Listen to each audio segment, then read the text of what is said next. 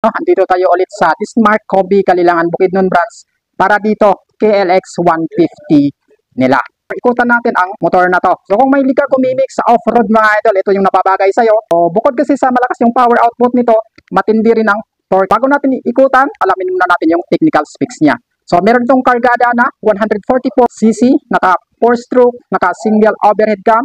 Ito ay carburetor. Pagdating naman sa tank capacity niya, maabot ito ng 6.9 liter. So, malaki-laki na rin ito. Meron siyang max power output na umabot ng 11.53 horsepower sa kada 8,000 RPM at meron itong arangkada ng 11.3 Newton meter at 6,500 RPM.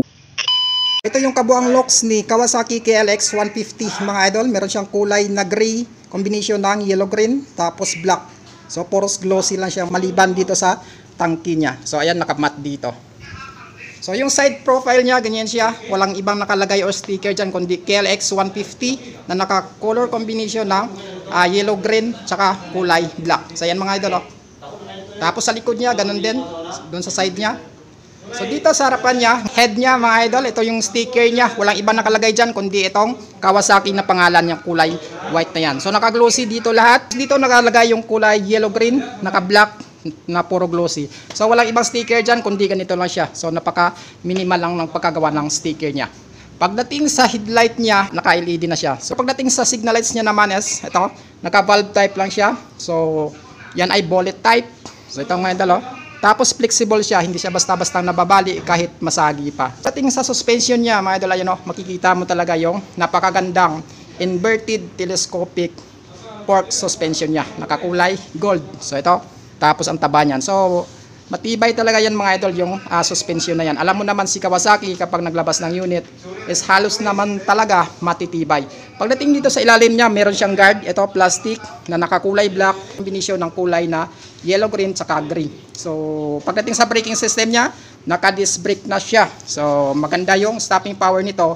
Flower disc o paikot, naka-rayos. So, asahan natin na ito ay tube type pa siya mga idol. Kapag nakarayos ang isang motor, so matic na yan, naka-tube type. Dito sa gulong niya sa harapan, meron siyang size na 2.75 by 21. So mas malaki dito kung i-compare natin doon sa likod. Tapos very spiky na siya. Ang distance niya dito sa fender niya, tapos dito sa gulong is napakahaba. Ayan o. Mga halos isang dangkal talaga kasi nga ito ay pang off-road talaga. So kung idadaan mo sa mapuputik na daan, sa malubak-lubak, so goods na goods yung up and down ng suspension niya dito sa harapan. Pagdating sa fender niya sa harap, ito naka-plastic, nakakulay gray. So hindi siya flexible mga idol, hindi naman siya malutong. So hindi naman siya basta-basta mababasag kahit na matumba to or masagi ng iba.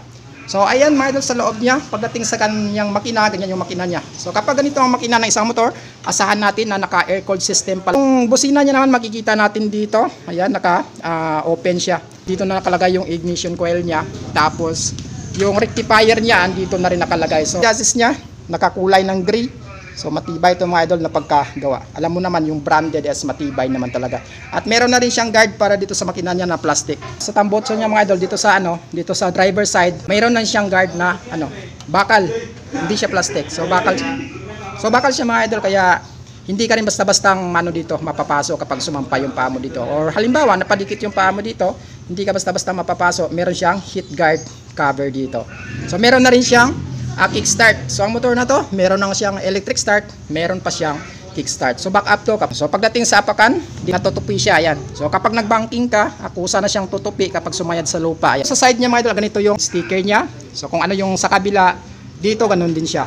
So ito lang yung nakalagay dito yung pangalan ng motor na to, KLX, tapos yung displacement niya na 150. So dito nakalagay yung kulay yellow green na combination, tapos naka-black, meron din siyang gray. Sa mga mahilig sa dark color, ito maganda talaga itong idol kasi nga ito ay naka-gray siya. So ito lang yung decals niya, wala gaanong decals or naka-sticker na iba. So maliban dito. Sa likod niya hagi. So nakalagay lang dito yung X. Ayan. So X, ayan. Tapos meron siyang color combination na yellow green, tapos black tsaka gray. So makikita natin yung pangalan ng motor na to, itong Kawasaki dito sa upuan niya. Yan mga idol. So nakakulay white. Pagdating sa apakan ng angkas mo, meron siya. Tapos natutupi rin siya mga idol. Tapos ayan. So hindi naman siya ma-vibrate kapag gusto mo nang mabilis ang takbo or nasa top speed ka. Tapos ang maganda dyan, meron siyang guard dito para yung angkas mo hindi didikit basta-basta dito sa tambotso na to or dito sa muffler niya. So ayan mga idol, yung guard niya mahaba hanggang dito. Tapos kapag umapak ka, dito yung paa ng angkas mo.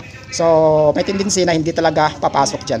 Likod niya, meron din siyang braking system na disc brake. So napakaganda ng stopping power nito. Gulong niya dito, meron siyang size na 4.10 by 18. So naman sa likod niya, yung muffler niya ganyan, no? Meron siyang guard na gray. So, kahit ikit pa dyan paa mo, basta-bastang mapapaso. So wala ka ng ibang sticker na makikita dito mga idol. So napakalinis niya. Pagdating dito sa likod na bahagi, ganyan siya. Meron siyang reflector dito mga idol, oh. Ayan, oh. Tapos dito mo ilagay yung plate number mo. So tail light niya naman is naka valve type. So tapos ganun din yung signal lights niya is naka bullet type, naka valve type din siya. Tapos ayan, so flexible. Wala na siyang grab bar na katulad ng ibang motor. Dito wala na, nakalagay na lang dito is plastic. Ayan, glossy. Tapos sa upuan niya, ito manipis. So kapag manipis mga idol yung upuan ng motor natin, so pagdating sa long ride talaga is madali kang mangangawit. Pero ang motor na to is hindi naman naka-design pang long ride. Naman yung tanki niya. Meron itong tank capacity na umabot ng 6.9 liters. Meron siyang fuel consumption around 38 km per liter. So matipid na rin yan mga idol kasi ito ay carburetor pa lamang. Tapos 150cc pa. Manibela. So naka-gray dito siya mga idol.